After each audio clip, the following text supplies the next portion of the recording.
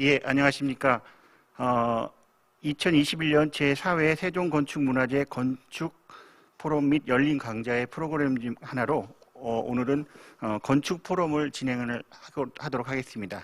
저는 오늘 사회를 맡은 추진위원장인 유병구 건축사입니다. 반갑습니다.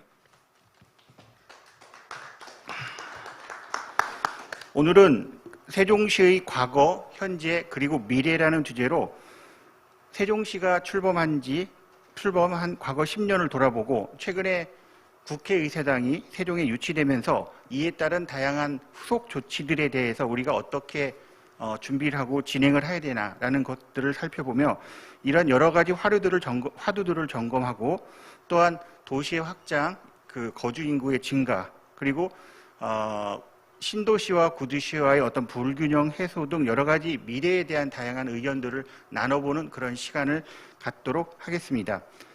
오늘은 5분의 토론자들이 참가를 해주셨는데요. 우선 차례대로 간단하게 맨 처음에 발표를 해주실 세종시 총괄계획가이신 김영환 교수입니다. 김영환 교수님이 함께해 주시고 계시고요. 고맙습니다. 그 다음에 행복청 총괄기획가인 김기호 서울시립대 명예교수님 함께해 주시고 계시고요. 그 다음에 민경식 건축사로서 행복청 총괄 건축가이십니다. 함께해 주시고 계십니다. 그 다음에 공간건축연구소 건축연구단장인 아우리의 임유경 단장님이 함께해 주시고 계십니다. 그 다음에 마지막으로 세종특별자치시 건축사회 회장이신 김승태 건축사님이 함께해 주시고 계십니다. 예. 오늘은 지금부터 한 1시간 반 정도에 걸쳐가지고 각자 돌아가시면서 한 분 한 분씩 본인 주제에 맞는 오늘 주제인 세종시 과거, 현재, 그리고 미래 여기에 계셨던 분들이 세종시의 초기부터 함께해 주셨고 그 다음에 그런 것들을 다 기획하고 관여를 해주셨던 분들이기 때문에 그러한 이야기를 듣고 그러한 과거에 대한 이야기를 듣고 그리고 현재의 우리의 모습 그리고 미래의 부분에 대해서 본인들이 경험하시고 체험하신 그 다음에 말씀해주고 싶은 것들을 간단하게 한 10분씩 돌아가시면서 말씀을 해주시고 그 이후에 서로 돌아가면서 주제를 가지고 간단한 토론의 시간을 갖도록 하겠습니다. 예, 제일 먼저 세종시 총괄계획가인 김영환 교수님 먼저 말씀을 좀 해주십시오. 예, 여러분 반갑습니다. 세종시 총괄계획과를 맡고 있는 청주대학교 김용환 교수입니다. 오늘 제가 발제할 내용은 행복도시와 세종시의 현재와 미래 또는 과제라는 주제로 말씀을 좀 드리도록 하겠습니다. 잘 아시는 바와 같이 세종시가 출범한 지 이제 오래돼서 최근에 이제 행복도시 건설에 관련된 이제 3단계 사업이 좀 시작되게 있습니다.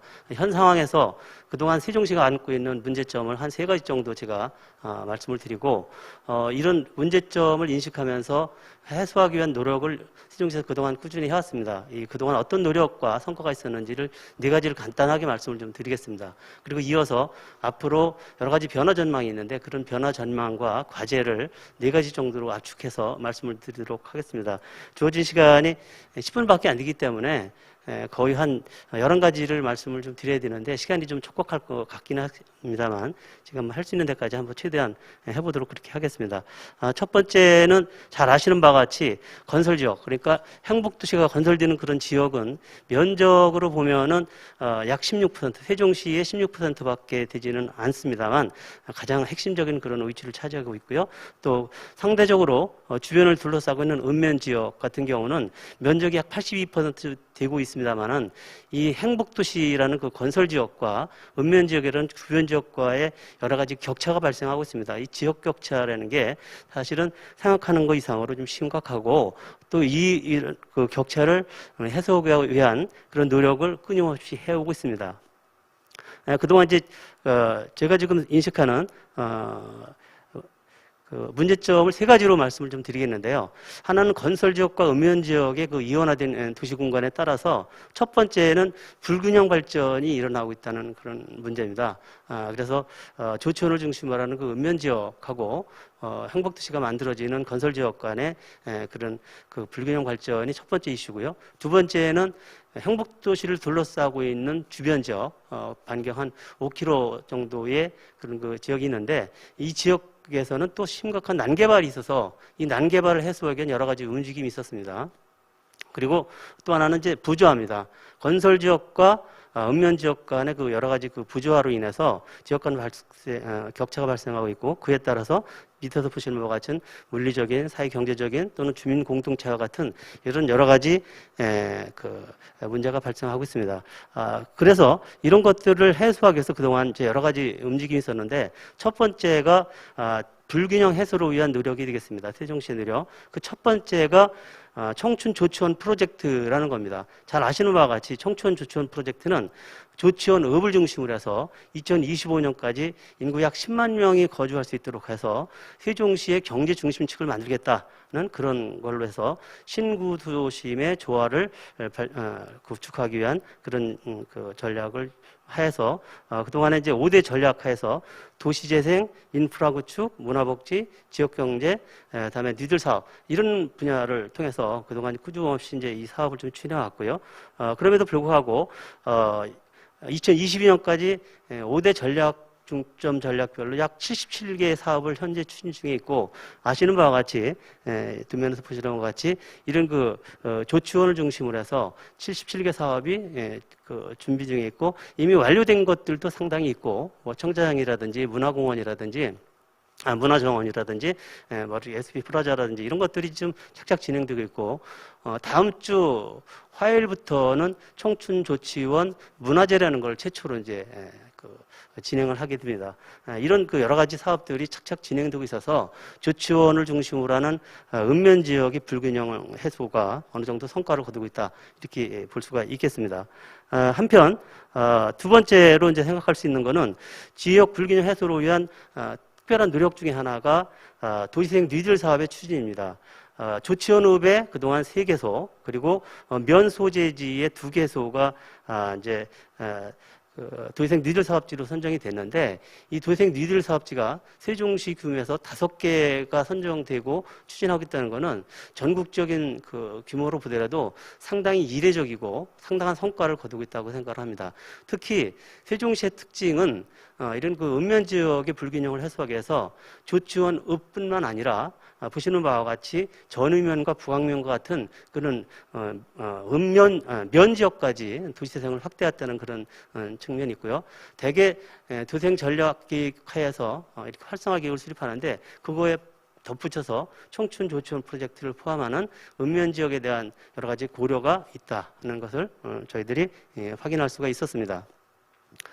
또한 그 비도시 지역의 난개발이 좀 상당히 좀 심화되고 있는데 이런 그 비도시 지역의 난개발을 해소하기 위해서 세종시에서는 전국 최초로 성장관리 계획이라는 것을 수립을 했습니다. 그래서 그거를 1차, 2차를 수립해서 완료가 됐고요. 3차를 또 수립을 앞두고 있습니다.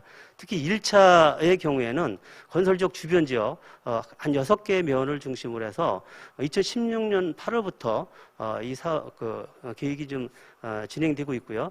2차는 세종 행복도시 주변 지역뿐만 아니라 조치원읍과 북부 지역 4개 면을 대상으로 해서 또 계획을 수립했습니다. 그래서 2019년부터 시행했는데 1차와 2차에 걸쳐서 해본 결과 확실히 그 성장관리 계획을 적용하니까 여러 가지 그 난개발 같은 것들이 굉장히 억제되는 그런 면이 있었습니다. 다만 자칫 잘못하면 이게 또 풍선 효과로 인해서 다른 지역으로 옮겨가는 게 있어서 다시 3차 지역을 수립하면서 이거는 이제 원래 했던 그 건설 지역 남쪽에 있는 남부 지역 성장 관리 계획을 현재 그 계획을 좀 수립하고 있습니다. 그래서 2022년 하반기에 시행할 예정으로 있다. 이렇게 말씀을 좀 드리겠습니다.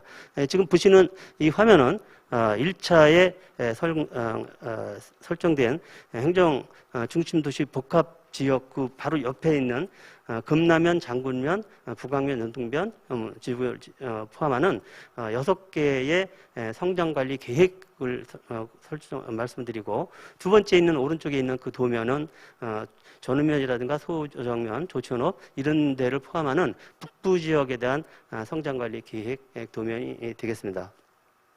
한편 읍면 지역과 도시 지역과의 여러 가지 불균형이 발생하고 있고, 특히 경관적인 부조화가 상당히 심각하게 좀 대두되고 있습니다. 그래서 이런 지역 간의 경관적인 부조화를 해소하기 위한 노력의 하나로서 세종시 공간환경 전략계획이라는 것을 현재 좀 수립 중에 있습니다. 이거는 이제 제가 맡고 있는 총괄 계획과를 맡고 있는 데서 공간환경 전략계획을 수립하고 있고, 1단계와 2단계를 목표로 해서 설정 중에 있습니다. 아직 구체적인 안이 나와 있지는 않습니다만, 가장 중요한 것은 중점 추진 권역이라는 것을 설정해서 기존의 행복도시에서 이루어지고 있는 그런 정도의 수준의 지역을 읍면 지역까지 확대하는 그런 계획이 있습니다. 저희들이 잡고 있는 첫 번째 1차 중점 추진 권역은 장군면과 금남면을 중심으로 하는 그런 지역을 대상으로 해서 일종의 마스터 플랜을 수립해서 주민의 삶의 질이라든가 주거환경 개선, 그리고 지역과의 조화를 추진하기 위한 그런 노력을 좀 하고 있다는 말씀 좀 드리겠습니다. 지금까지가 이제 세종시에서 추진된 여러 가지 노력을 말씀드렸고요. 나머지 이제 한 4가지를 전망, 여건 변화 전망과 과제를 말씀드리겠습니다.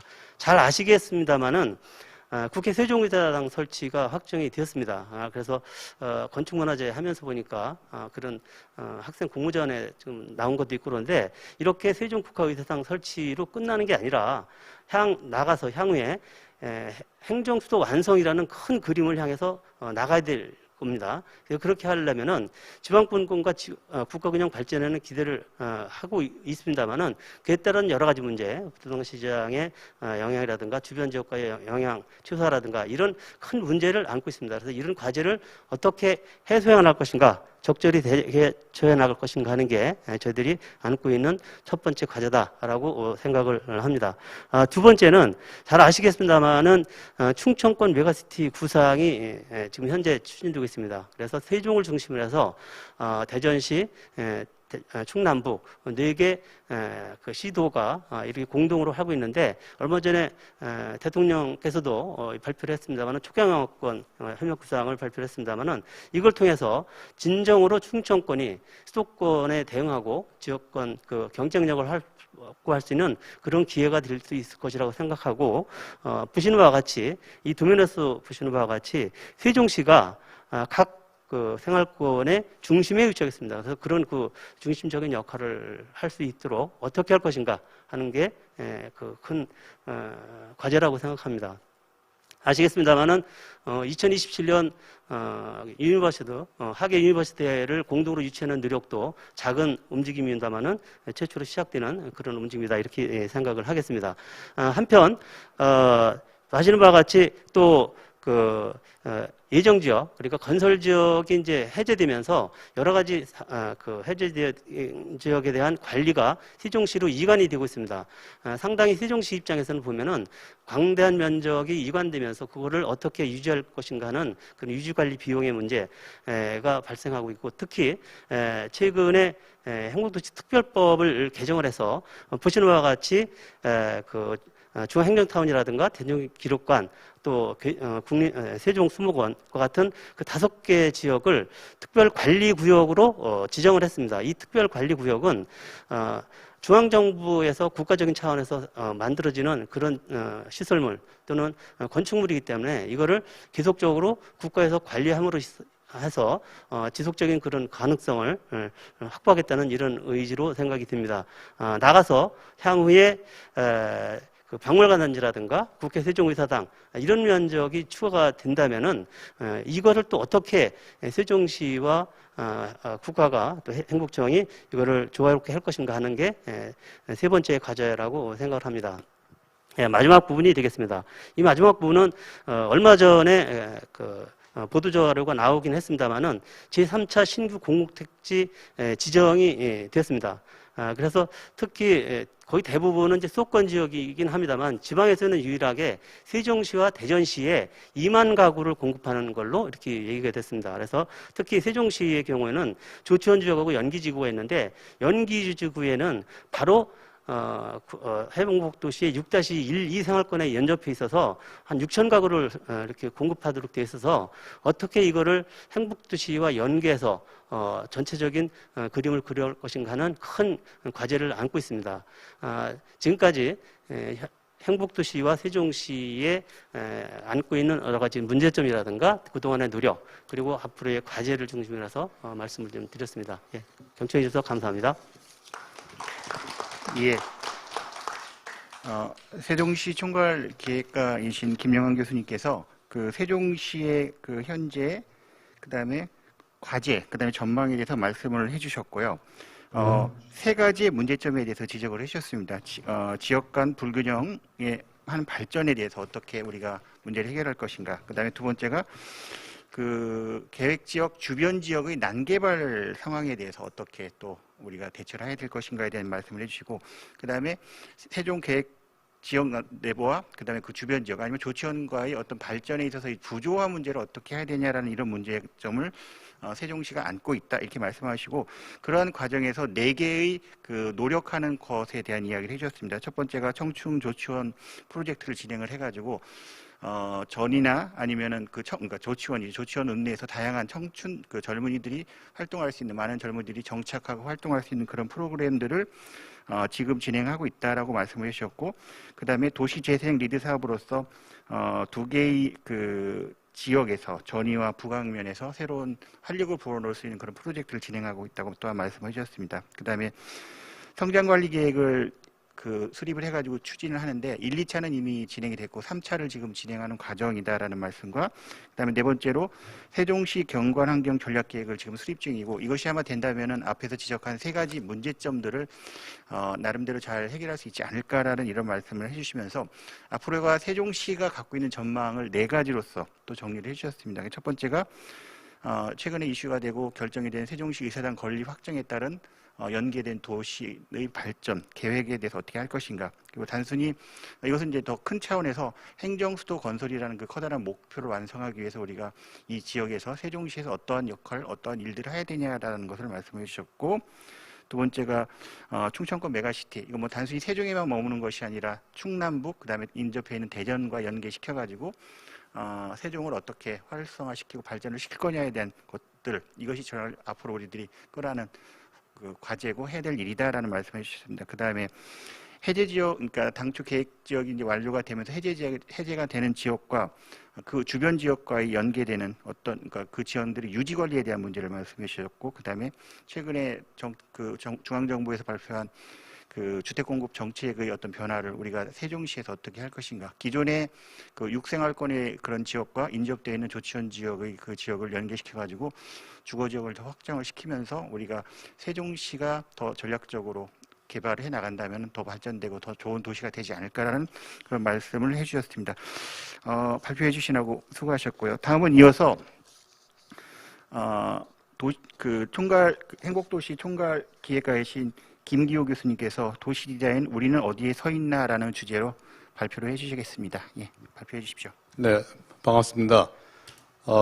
우리는 어디에 서 있나 이렇게 소개를 해주셨는데 제가 이렇게 보다 보니까는 현재, 과거, 미래 그럴 것 같으면은 우리는 조금 더 미래를 한번 좀 생각해 볼 필요가 있지 않은가 생각을 해서 특히 근자에 의회의 그 분원 혹은 뭐 의회의 일부가 이사 오는 쪽으로 결정이 되면서 많은 그 이야기들이 있기 때문에 우리보다 제가 보건대는 그렇게 빠르지 않습니다. 한 10년 정도 빨리 수도도 이전하고 그다음에 의회도 이전하고 그다음에 정부 청사도 모두 이전한 나라가 있습니다. 우리하고 상당히 여러 가지 유사한 점이 있는 동과 서로 분리되었던 동서독이 합쳐지면서 일어난 일입니다.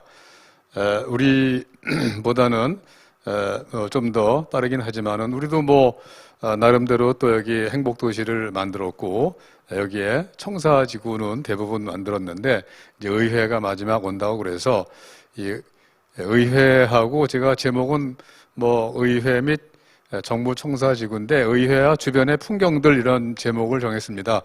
뭐 심각한 그런 얘기라기보다는 다른 데에서는 어떻게 뭘 좀 만들었는가 하는 것들을 의회를 중심으로 살펴볼까 합니다. 예.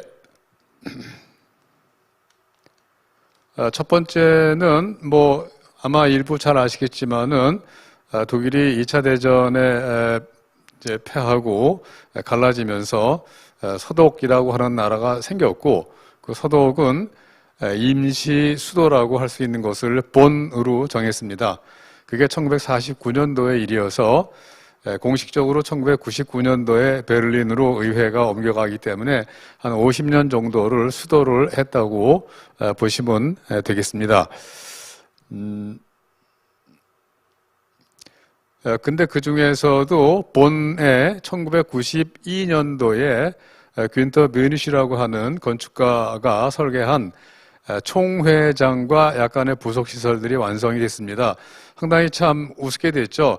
이미 1989년도에 장벽이 무너지고 그 다음에 90년도에 어떻게 보면은 통일과 같은 이제 왔다 갔다 하는 거가 되고 91년도에 공식적으로 통일이 됐다고 그렇게 얘기를 하고 그랬는데 그리고 91년도에 수도를 베를린으로 옮기겠다 이렇게 얘기를 하고 있는데 본에서는 이미 그 전에 80년도에 기획을 해가지고 너무 오래돼가지고 쓰기가 어려우니까 의회 건물을 총회장을 새로 지어서 92년도에 완성을 했습니다.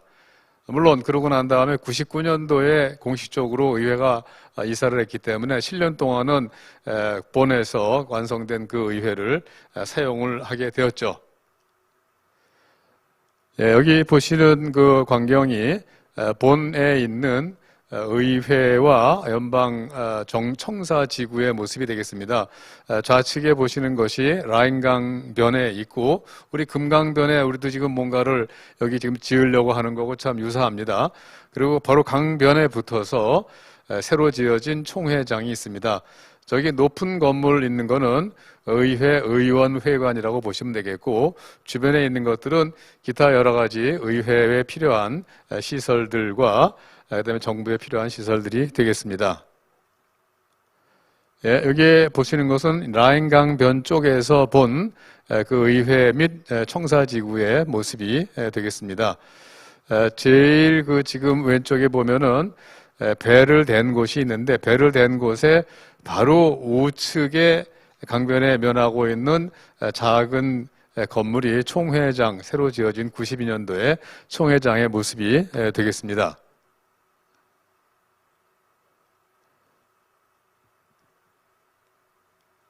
예, 그 총회장의 정면의 모습은 이렇습니다.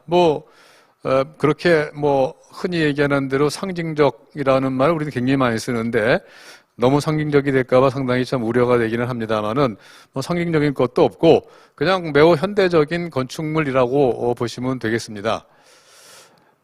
그리고 그 다음에 보시는 것이 라인강 쪽에 면한 부분이 되겠습니다. 라인강 쪽에는 건물보다는 조형물이 하나 훨씬 더 잘 드러나 있고 강변 쪽으로는 굉장히 투명한 소위 트랜스페런트한 그런 어떤 정면을 가진 그런 건물이 자리를 하고 있습니다. 저것이 총회장, 새로 지어진 총회장의 모습이 되겠습니다. 근데 이 건물의 특징 중에 하나는 좀 아까 말씀드린 대로 투명성입니다. 투명성. 밖에서도 안이 잘 보이고 안에서도 바깥에가 잘 보이고 또 안에 들어가서도 그 안에 있는 총회장이 아주 잘 보이는 그런 건물이 되겠습니다. 저 뒤에 탑처럼 솟아나온 그런 것이 의원회관이 되겠고 이 건물은 지금 지붕 위에도 뭔가가 얹혀져 있는 것처럼 낮게 깔려 있는데 저게 천창의 모습이 되겠습니다. 예, 이게 총회장 실내 내부의 모습이 되겠습니다. 지금 보시는 대로 좌로 우로 바깥에 있는 풍경이 다 들어올 정도로 매우 투명한 그런 건물을 보여주고 있습니다. 제가 오늘 말씀드리고자 하는 거는 이런 건축적인 디테일이나 이런 건 아닙니다. 사실은 그거보다 그 밑에 깔려 있는 무슨 생각이 있었는가 하는 부분이 저는 더 관심이 많이 있습니다. 예, 여기 보시는 대로 총회장 내부의 천창의 모습입니다. 위에서도 상당히 밝은 빛이 인공 조명이 아니라 천창을 통해서 들어온 것을 보여주고 있습니다. 어떻게 보면은 의회에 와서 앉아 있는 의원들은 뭐 하늘 쪽에서 전후좌우에서 다 들여다보고 있는, 좀 심한 말로 하면 감시받고 있는 투명한 그런 곳에 앉아 있는 사람이고, 많은 국민들과 시민들은 의회가 투명하고 어떻게 보면 깨끗할 것을 요구하고 있다는 것을 상징적으로 보여주고 있는 그런 부분이 되겠습니다. 예, 그 다음 그림도 의회 이미 안에 들어와서 총회장 바깥의 복도나 이런 데서 보이는 모습인데, 어디에서 볼 때에도 다 의회 내에서 무슨 일이 일어나고 있는지 누구든지 와서 쉽게 볼 수 있는 그런 곳입니다. 뭐 이런 것들이 우리한테 시사하는 바 중에 하나는, 우리 행복도시도 중요한 그 건립 목표 중에 하나가 투명한 혹은 개방적인 행정이라는 것을 가지고 있습니다. 우리도 이거를 굉장히 중요한 부분입니다, 사실은. 그런 이런 개방적이고 이런 그 행정을 도대체 어떻게 건축적으로 구현해야 하는가, 이런 거는 청사지구에서도 문제이지만은 의회에서도 전 똑같이 문제가 되는 이런 부분이라고 생각을 합니다. 예, 이거는 이제 뭐 라인 강변 쪽으로 창문을 열었을 때의 모습이 되겠습니다. 자, 이것을 보면서 이 설계한 윈터 베니시라고 하는 건축가가 쓴 글 중에 한 부분인데, 독일 연방공화국의 정신에 따라 투명성, 시민에게 가까움, 소박함을 이 건물에서 드러내고자 하였다. 유리 철골조로 된 건물인데 모든 공간이 투명하게 들여다 볼 수 있고, 건물 내에 막힌 벽으로만 된 그런 벽은 없습니다. 그리고 만약에 구조적인 이유로 피치 못할 철근 콘크리트조 벽면이 있다고 그럴 것 같으면은 큰 규모의 예술 작품을 그 앞에 붙이거나 놓아서 가려지도록 하였다고 합니다. 예, 두 번째 베를린으로 한번 가보겠습니다. 베를린은 정부 청사 지구를 아예 엄청나게, 왜냐하면 다시 수도가 되는 것이기 때문에 한 50년 만에 엄청나게 큰 국제 현상 설계를 해서 1992년도에 베를린의 건축가인 악셀 슐테스라는 친구하고 샬롯테 프랑크라는 두 사람의 작품이 당선이 됐습니다.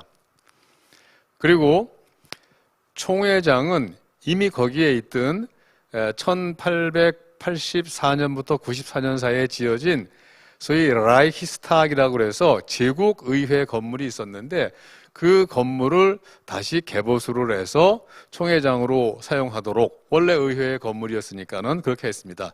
그래서 이 라이히스탁의 그 건물을 리노베이션을 했는데, 그때 또 현상 설계에서 당선된 사람은 노만 포스터가 되겠고 1999년도에 완성이 됐습니다.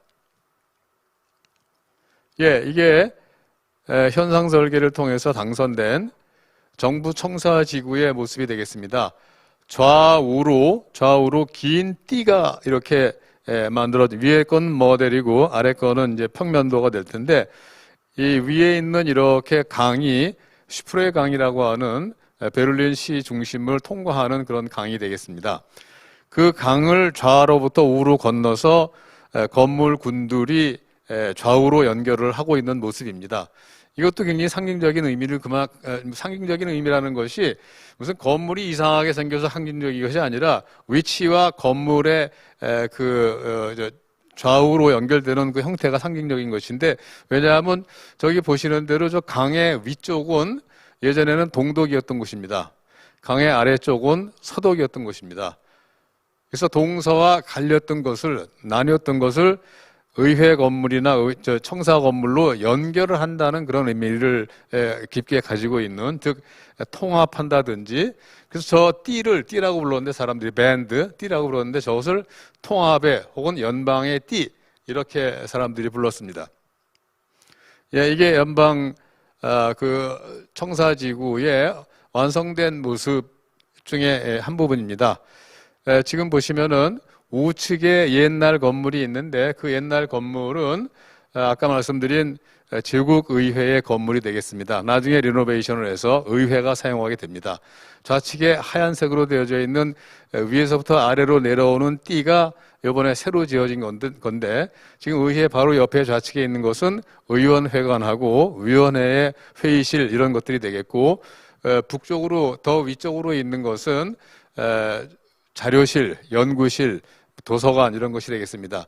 그 아래쪽으로 있는 것은 연방 수상관저와 수상집무실이고 그다음에 좌우에 있는 것들은 수상을 도와주는 사무실이 되겠습니다. 여기서 보시는 대로 좌우를 한 1km 이상 되는 띠로 연결을 해서 동과 서가 화합한다는 상징적 의미를 갖다가 부여를 한 곳이 되겠습니다. 그리고 의회 건물은 기존에 있던 건물을 사용하게 되겠습니다. 그리고 그런 띠를 연결하는 데에는 강이 있기 때문에 강에는 브릿지를 위에 하나 아래 하나 넣어서 아래는 공공통로를 쓰고 위에는 의원회관에서 왔다 갔다 하는 띠를 이렇게 만들었는데 그 위치 부근에가 바로 그 아래 그림에 보시는 대로 사람들이 이렇게 서 있는 마치 그 사격하는 데에 그 타겟처럼 보이는 곳, 저것이 바로 예전에 동독에서 서독으로 건너오다가 총을 맞아 죽은 사람들을 기념하기 위한 장소이고 바로 그 장소이기 때문에 저런 것들을 갖다가 이제 만들어서 사람들에게 그 장소의 의미를 굉장히 밝혀주고 있는 그런 모습을 볼 수가 있겠습니다. 그리고 강 좌우로는 연방 청사 시설들이 예전의 시설, 좌측에 있는 것은 제국의회 건물이고 우측에 있는 것은 이번에 새로 지어진 건물들이 되겠습니다. 그리고 아래쪽에, 우측에 아래쪽에 있는 건물은 역시 우리와 비슷하게 의원회관과 그 앞에 노조에서 와서 데모를 하고 집회를 하고 있는 모습을 보여주고 있습니다. 그 다음에 이 그림은 마찬가지로 좌측은 의회 건물이 되겠고 우측에는 새로 지어진 의원회관 등등이 되겠고 아래에 좀 더 자세하게 보이는 건물이 의원회관의 건물입니다. 그러니까 이 건물들은 다 누구나 들어갈 수 있는 시가지의 한 부분입니다. 한 부분에 그냥 널려져 있는 건물이라고 보시면 되겠습니다. 이게 원래의 모습의 제국의회의 모습입니다. 원래 저런 도움을 가지고 있던 그런 건물이 되겠습니다. 네오 르네상스 스타일의 건물인데 1894년도에 완성이 됐습니다. 그렇지만은 1933년도에 크게 화재가 나서 많이 건물이 훼손당했고 그다음에 2차 대전 말에는 폭격을 입어서 거의 상당히 많은 부분이 훼손이 되었던 건물입니다. 그렇지만은 이 건물은 45년 이후에도 서베를린 쪽에 있었기 때문에 서독 사람들이 고쳐가지고서는 지속적으로 사용을 해왔던 건물이 되겠습니다. 시가지에서 볼 것 같으면은 저 위에 있는 유리로 된 돔만 이렇게 툭 튀어나와 있지 건물 자체는 시가지 건물과 거의 비슷한 규모의 건물이라고 보시면 되겠습니다. 여기 보시는 것이 좀 가까이 본 모습인데 그 건물 위에 원래 있던 돔이 날아간 자리에 현장 설계를 통해서 저는 유리 돔을 얹었는데 저게 이제 안에서 이렇게 나선형으로 올라가서 꼭대기까지 올라가서 시가지 내를 조망할 수 있는 조망 타워고 사람들에게 개방되어져 있는 그런 곳이 되겠습니다. 이게 저 유리 타워 내부의 모습이 되겠습니다. 물론 노만 포스터 사무실에서 처리는 했지만은 이 아이디어를 제공한 사람은 고트프리드 웸이라고 그래서 상당히 유명한 독일의 건축가이고 교회 건축으로 굉장히 아주 큰 이름을 쌓은 분이 되겠습니다. 그리고 저런 유리돔 밑에 내려갈 것 같은 바로 총회장이 있습니다. 리노베이션을 해서 많이 고쳤죠. 근데 거기에도 위에서 빛이 내려와서 언제든지 사람들이 의원들이 밝음 속에서 투명하게 일을 해야 된다는 것을 일깨워주고 있습니다. 이게 총회장의 모습이 되겠습니다. 거기 볼 것 같으면은 원래 옛날 건물, 즉 저기 뭐 제국의회 건물 정면에는 Dem Deutschen Volk 해서 독일 민족에게라고 쓰여져 있습니다. 이번에 리노베이션을 한 다음에는 우측에 붙일 데가 없으니까 우측에 그 인너 코트에다가 저런 걸 갖다 놔서 오는 사람마다 다니면서 볼 수가 있는데 Der Bevölkerung이라고 적혀져 있는데 이거는 그냥 국민에게 이런 정도입니다. 그러니까 지금 이제 저것이 시사하는 바는 독일 민족만으로 이루어진 게 독일이 아닌 그런 걸 갖다가 암시하고 있는 그런 부분입니다. 그리고 왼쪽에 있는 그 배너는 그 의회를 개방하는 날을 선전해서 많이 오라고 선전하고 있는 모습입니다. 그리고 의회로 가는 길, 시내에서 가는 길이 이제 뭐 그 강변을 따라서 산책로도 있고 여러 가지 길이 있는데 거기에 사람들에게 일깨워 주는 거가 바로 위에 있는 거는 독일의 기본법, 우리의 헌법이 될 텐데 헌법에 있는 중요한 조항들을 갖다가 설명을 하고 있고 지금 거기에 아래쪽에 아티클 5라고 되어져 있는 부분은 제5장인 5절인데 5절이 뭐냐면 언론의 자유를 갖다가 설명하고 있는 부분입니다. 우측에 있는 것들은 역시 의회와 연결된 역사를 설명하고 있는 부분입니다. 그리고 또 1995년도는 잘 아시는 그 설치 미술가인 크리스토하고 장 클로드가 의회 건물을 다 한번 이렇게 뒤집어 싸서 사람들에게 의회의 의미를 예술적으로도 굉장히 중요하게 알리는 그런 계기를 만들었었습니다. 예, 뭐 제가 드린 말씀은 무슨 뭐 건축 설계를 이렇게 하자 저렇게 하자 이런 거라기보다는 의회가 시민들과 어떤 관계를 가져야 되는가에 대한 생각이 좀 더 분명하게 건축가가 고민할 부분이 아니라 의회 스스로가 고민을 해서 국가의 기관으로서 우리는 이런 의회가 되고 싶다는 것이 분명해야 그거를 건축가들이 공간적으로 환경적으로 만들어낼 수 있기 때문에 그런 부분이 참 필요하지 않는가 하는 게 한 가지 생각이고 두 번째는 여기도 보셨지만은 의회도 우리 세종에 오는 거는 굉장히 넓은 땅을 사용하게 됩니다. 제가 보건대는 제일 먼저 첫 번째는 도시 설계, 현상 설계를 한번 해서 전반적인 도시적 맥락과 등등을 다잡아 놓고 그 다음에 건축 현상 설계를 하는 것이 옳지 않겠는가 이런 생각입니다. 아까 말씀드린 전체 도시 설계, 현상 설계에서 당선됐던 악셀 슐테스라고 하는 건축가는 그거 당선 이후에는 건축 설계에서는 수상 관저 쪽만 다시 의뢰를 받아서 수상 관저 쪽만 하고 다른 건물들은 다 다른 건축가들이 하게 됩니다. 그런 식의 접근이 제가 보건대는 우리가 좀 이런 이미 행복도시도 굉장히 많이 시가화가 만들어진 그런 기존 도시나 마찬가지이기 때문에 그런 맥락을 맞추는 데에 굉장히 도움이 되지 않을까 이렇게 생각합니다. 네, 고맙습니다. 네, 수고하셨습니다. 행복청 총괄계획가이신 김기호 교수님께서 원래는 이제 주제는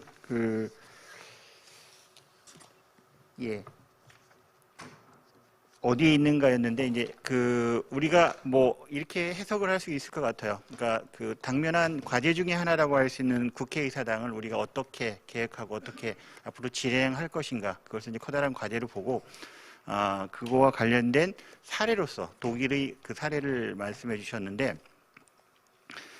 독일이 이제 우리보다 앞서가지고 분단이 됐던 독일이 통일이 되는 과정에서 새로운 의사당의 필요성에 의해서 우리보다 먼저 수도가 이전하는 그런 과정 속에서 그러한 건물들을 어떻게 만들었나라는 그런 이야기를 해주셨습니다.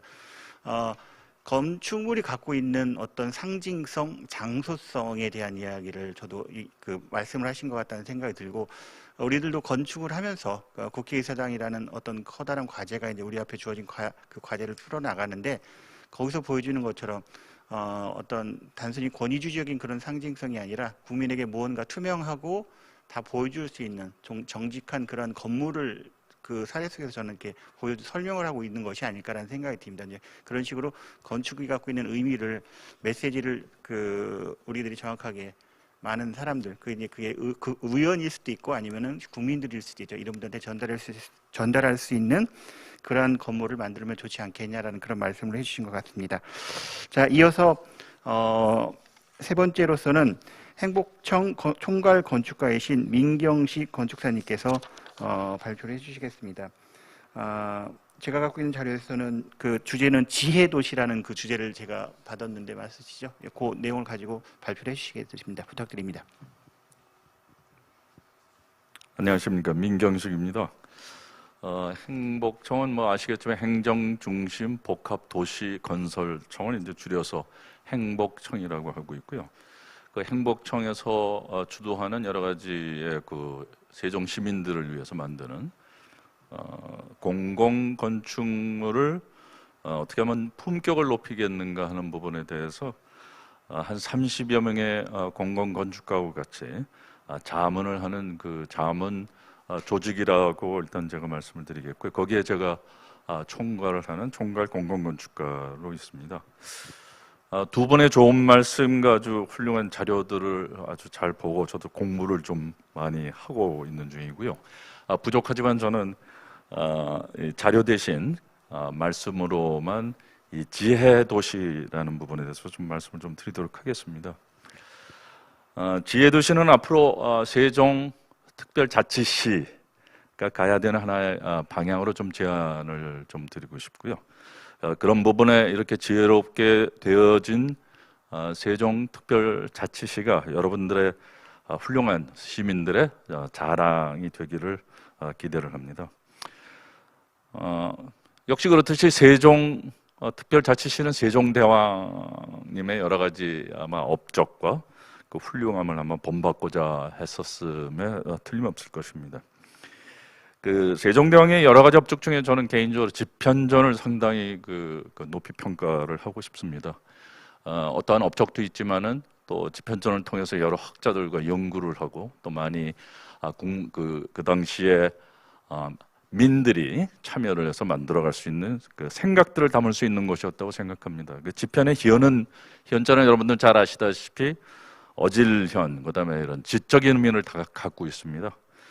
그게 어떻게 보면은 많은 시민들의 민들의 생각을 위해서 있지 않았을까 이렇게 생각이 듭니다. 그래서 그런 관점에서 지금 여러 가지 우리 뭐 국가가 그다음에 또 세종시라고 하겠습니다. 짧게 세종시가 앞으로 가야 되는 방향에 대해서 다시 한번 우리가 생각할 수 있는 전기가 돼야 되지 않겠나 이렇게 생각을 합니다. 특히 또 말씀 주신 것처럼 국회가 들어옵니다. 그러면 지금까지는 행정 기능만 갖고 있었지만은 앞으로는 이제 정치 기능까지 이제 포함이 되게 될 아마 진짜 제대로 그 대한민국의 수도가 될 것으로 기대를 하고 있습니다. 지금까지 수년 보시면은 상당히 많은 그 국민들의 정치 관심 참여 의식도 상당히 좀 많았다고 생각이 들고요. 또 지난간 저희 인생에 한 번도 경험할 수 없는 그런 어려운 그 충격적인 그 코로나 팬데믹을 지금 겪고 있습니다. 다행히 우리의 국민들의 참여로 또 이렇게 지혜롭게 잘 헤쳐나가고 있다고 믿고 있습니다. 지금까지 우리의 도시나 건축을 보면은 역시 뭐 서구의 산업화, 그다음에 지금의 많은 그런 자본 경제화에 따라서 건설되었다고 생각을 합니다. 뭐 저 역시 제 인생의 많은 부분을 미국에서 산 적이 있었습니다만은 저도 모르게 부인할 수 없는 서구화에 영향을 받은 사람의 그런 세대라고 생각을 합니다. 근데 우리가 되돌아보면은 우리의 사실 의식주는 다 짓는다라고 했습니다. 옷도 지었고 음식도 지었고 집도 지었습니다. 우리가 소위 지금에 쓰고 있는 건축을 했다, 건설을 했다, 뭐 도시를 만들었다 이런 말들을 쓰지 않았습니다. 그 짓는다는 의미는 굉장히 중요한 두 가지 의미가 있습니다. 하나는 굉장히 정성스러운 거고 또 하나는 공동체적인 의미를 갖고 있습니다. 집 혼자 짓지 않았습니다. 동네 사람들 다 모여서 지어줬고요. 농사도 혼자 짓지 않았습니다. 같이 졌습니다. 밥도 뭐 혼자 졌는지 모르겠지만 많이 나눠서 먹었습니다. 그게 바로 주변에 대한 이제 배려와 포용이었다고 생각을 합니다. 그래서 우리를 돌이켜보는 이 시점이 좀 중요하지 않을까. 그럼 앞으로의 역시 세종시는 이러한 짓는 문화로 지금까지 어떤 건축과 건설로 이루어진 다급하게 성과를 만들기 위해서 했다기보다는 짓는 과정들을 우리가 조금 생각을 하고 또 그런 방향에 여러분들의 지혜가 필요하다고 생각합니다. 우선 저는 이렇게 짧게 급속하게 만들어진 그런 우리 세종시에서 필요한 것이 좀 문화라고 생각이 듭니다. 물론 문화가 당연히 있겠죠.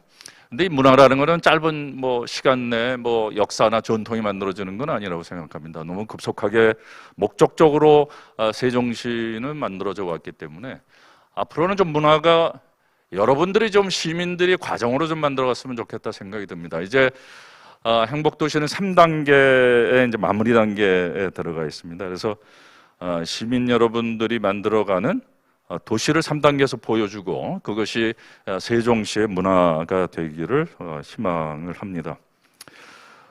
또다시 이제 저희 아까 말씀드린 여러 가지 그 상황 변화라는 건 그러니까 급속하게 경제 발전, 그다음에 지금의 문제에 봉착한 우리 불평등의 문제들, 또 충격적으로 받고 있는 코로나 팬데믹들로 해서 도시 패러다임이 많이 변해갈 수밖에 없습니다. 이런 패러다임이 변해가는 걸 우리가 어떻게 앞으로의 이제 그 세종시의 미래에 보여줘야 될까를 한번 좀 생각을 해볼 필요가 있는데요. 제가 지금까지 세종시를 본다고 하면은 말씀드린 대로 굉장히 짧은 시기에 도시를 만들어야 됐기 때문에 보여지는 부분들의 도시가 된 것이라고 좀 생각이 듭니다. 많은 분들의 노력이 있었습니다만은. 그래서 성과를 냈었어야 됐지만은 앞으로는 그거보다는 우리가 조금 더 윤리적으로 도시가 무엇을 해야 되는지를 생각해 볼 수 있는 그런 도시가 되기를 좀 생각이 더 들고요. 그렇다면은 지금까지에 만들어진 도시의 기억들을 우리가 추스리고 그 기억에 기반해서 다시 우리가 이런 미적인 어떤 그 도시의 가치, 다시 말씀드리면 아주 멋있는 건물들이 상당히 좀 많습니다. 그렇지만은 그 안에 내재되어 있는 우리는 어떤가를 한번 좀 생각을 해보면서 이제는 조금 더 내재적인 도시를 좀 만들어가는 그 시민들의 윤리가 좀 보여줬으면 하는 생각입니다. 이러한 패러다임의 이제 변화에 따라서 생각하는 것이 우리의 다양함들, 그다음에 차별성들, 또 도시라는 것은 경제적 이해에 의해서 사람들이 모였습니다. 그리고 내년이 또 선거철이긴 합니다만은 굉장히 정치적 견해도 다르게 되어 있습니다. 근데 이런 것들이 다 모여진 다양함을 갖고 있는 게 도시라고 생각합니다. 어디에 편협되지 않고 여러 가지 다양함과 차별성이 중시돼서 그것들이 같이 갈등으로도 보여질 수 있지만 그게 또 해소되면서 조화되어 가는 도시가 진화될 수 있다고 생각이 들고요. 그런 관점에서 그 동네 단위들을 저희가 한번 생각을 해볼 수가 있습니다. 저희가 지금 1-1생, 2생, 3생 이런 규모들을 만들어 와서 지금 왔지만은 앞으로도 그 내 안에서도 소규모의 어떤 동네 단위들을 좀 만들어 가야 우리가 소통하는데 좀 더 중요하지 않을까 생각이 듭니다. 우리가 간혹 10명 이상 모이면 참 회의하기 힘들잖아. 이런 얘기들 하고 있습니다. 그러니까 우리가 한국에서는 4사람을 건너뛰면은 자기가 아는 사람을 알게 된다 그럽니다. 미국 같은 데는 한 6명에서 8명 얘기를 합니다. 4사람이라 그러면은 4의 4승이라 그러면 한 264명의 단위입니다. 그거 안에 넘어가면은 이제 서로 아는 사람들을 알 수 있다라는 뜻이 되겠는데요. 그래서 그런 동네 단위를 우리가 한번 좀 설정을 해서 좀 더 소통과 교류가 이루어질 수 있는 그런 도시의 어떤 그 규모 설정과 또 한 가지는 이 팬데믹 상황에서 보듯이 우리의 그 물리적인 활동 반경, 행동 반경이 굉장히 제한이 됩니다. 근데 그랬을 때 우리가 너무 크면은 자동차로 이동을 해야 되고 예를 들어 쇼핑을 가야 되고 하는 부분들을 그런 조그만 규모 내에서 해결을 할 수 있다고 생각이 들고요. 그러므로 해가지고 소통도 원활하고 행동의 움직임 또 그러므로 해가지고 굉장히 빨리 이러한 신속한 위기 상황에 신속하게 대응할 수 있는 그 소규모 동네들의 집합체, 그걸 좀 표현을 이제 다원적 집합체라고 이제 말씀을 드립니다만은 그러므로 해서 이런 새로운 그 세종시의 3단계 마무리에 들어갈 수 있지 않겠나 생각을 합니다. 그건 사실은 저희 같은 공공건축가들의 역할도 굉장히 중요합니다. 그래서 공공건축물 자체가 우선은 선도적으로 조금 더 열린 도시, 조금 전에 김 교수 선생님께서 말씀 주신 그 투명한 그러한 그 국회의사당을 보셨습니다만은 좀 더 열린 그런 공공건축물이 선도적으로 추진이 돼 가야 된다고 생각을 하고 있습니다. 많이 이제 들어보신 단어들입니다. 공유한다, 뭐 공생이다, 뭐 이런 공유 공생의 도시들도 굉장히 좀 중요하겠죠. 특히 세종시는 굉장히 제가 보기에 편협되어 있습니다. 우선 산업이라고 말씀을 한다 그러면 행정산업으로 이제 굉장히 주가 되어 있고요. 또 한 가지는 그러다 보니까 직업이나 뭐 공무원들 분들이 상당히 많으십니다. 그러다 보니까 소득계층이나 연령구층도 굉장히 낮습니다. 낮다는 굉장히 젊습니다. 이런 것이 앞으로 그 도시로 볼 때는 굉장히 사회적 측면에서 좀 위험성이 있을 수가 있습니다. 그래서 좀 더 다양한 도시의 포용과 배려를 갖고 다른 그 계층들, 뭐 연령의 계층이나 직업의 계층이나 하는 분들이 들어와서 같이 소셜 믹스라고 하죠. 이런 사회적 계층의 혼합이 이루어질 수 있어서 그렇게 되면 저출산이라든지 고령화라든지 이런 부분에 대한 것들을 같이 좀 지혜롭게 만들어갈 수 있지 않을까 생각을 합니다. 아까도 김영환 선생님 말씀하셨지만 세종특별자치시는 사실 행복도시만이 있는 것이 아니고 주변에 상당히 조치원과 연균과 여러 가지 그 행정 구역을 포함하고 있습니다. 거기는 아직도 전원 농촌 생활이 주가 되어 있긴 합니다. 저는 그게 단점이라고 해도 굉장히 큰 장점으로 보고 있습니다. 한 도시 내에 급속하게 발전된 도시다운 도시가 있지만은 그거의 근간은 주변에 이루어져 있는 농촌 부분입니다. 혹자는 이제 도농 공동체를 만들 수 있는 좋은 계기와 좋은 장점이라고 저는 생각합니다. 우리가 학문적으로도 영어로 rural 하면은 이제 농촌이죠. 얼반하면 도시입니다. 그래서 앞에서 럴반이라고 하는 도농, 그리고 혹자는 학자분은 농시라고도 표현을 하셨는데 아주 좋은 그 세종특별자치시의 장점이 될 수 있는 부분이라고 생각을 합니다. 이런 것들이 다 모여서 지혜롭게 그 새로운 3기의 도시 아니면 공공건축들이 이루어지기를 바라면서 마지막 그 세종 시민들이 그 참여가 아주 절실히 요구되어진다고 생각을 합니다. 그래서 이 지혜라는 의미는 시민들의 지혜입니다. 다 모여서 좀 더 적극적으로 도시의 짓기에 참여를 해 주셔야 된다고 생각이 들고, 그런 의미에서 저는 여러분들도 다 잘 아시는 세종 시민을 위한, 그다음에 세종 시민에 의한, 세종 시민의 그런 도시 건축 선언을 여러분들이 한번 좀 만들어 보시기를 적극 좀 권유를 드리고 싶습니다. 감사합니다. 예, 감사합니다. 마지막으로 세종 시민에 의한 시민을 위한 시민의 도시를 만들자라는 그 말씀을 해주셨는데, 저는 지혜도시 그래가지고 이게 굉장히 어려운 도시인가 그랬더니 말씀하시는 전체적인 맥락은 제가 보기에는 초기의 시작은 전문가들에 의해서 시작이 됐지만은 마무리되는 단계에서는 시민들의 적극적인 참여 속에서 더욱 지혜롭고 풍요로운 도시가 될 수 있지 않겠냐라는 그런 말씀을 마무리를 해주시면서 그 참여에 대한 이야기를 좀 많이 해주셨던 것 같습니다. 발표하신 내용 중에 그 짓다라는 그 의미에 대해서도 이렇게 말씀해 주시는 것이 저도 좀 가슴에 남습니다. 그 짓는다라는 것은 단순히 만드는 것인데, 만드는 것을 혼자 만드는 것이 아니라 같이 만든다라는 그런 말씀을 하셨습니다. 공동체가 함께 해가지고 마을을 만들고 건물을 만든다라고 했는데, 현실적으로 세종 신도시가 건설되는 과정에서는 이게 이제 단기간 내에 진행이 되기 때문에 그 전문가들에 의해서 어떤 집중적인 그런 개발이 진행이 됐었다라고 이야기를 할 수가 있을 거고, 그러다 보니까 거주하는 사람이나 생활하는 사람들이 애정이나 애착을 갖기가 쉽지 않은 그런 도시다라는 생각이 저도 개인적으로 좀 들었습니다. 그래서 말씀하신 것처럼 짓다라는 그런 행위 속에서 시민들이 적극적으로 참여함으로 인해 가지고 애정이 가고 정이 가는 그런 도시가 될 수 있지 않을까라는 그런 맥락에서 발표를 해주셨습니다. 감사합니다. 그 다음은 아우리 건축 연구소의 그 연구 단장이신 임유경 단장님께서 세종시민의 일상생활 속의 장소 인식이라는 주제를 가지고, 맞죠? 이 주제를 가지고 발표를 해주시겠습니다. 발표 부탁드립니다. 네, 안녕하세요. 건축공간연구원의 임유경입니다. 오늘 이렇게 앞서서 발표해 주신 세 분 선생님 발표 너무 잘 들었는데요. 세 분 모두 다 지금 세종시 그리고 또 행복청에서 굉장히 이제 중요한 공식적인 역할을 수행을 하시면서 여러 해안들을 보여주셨는데, 저는 사실 이제 건축공간연구원이라고 하는 연구원에서 네, 오늘 이 행사에 참석을 하게 되었습니다. 그래서 연구원에서 어떤 이야기를 해야 하나 좀 고민을 했는데요.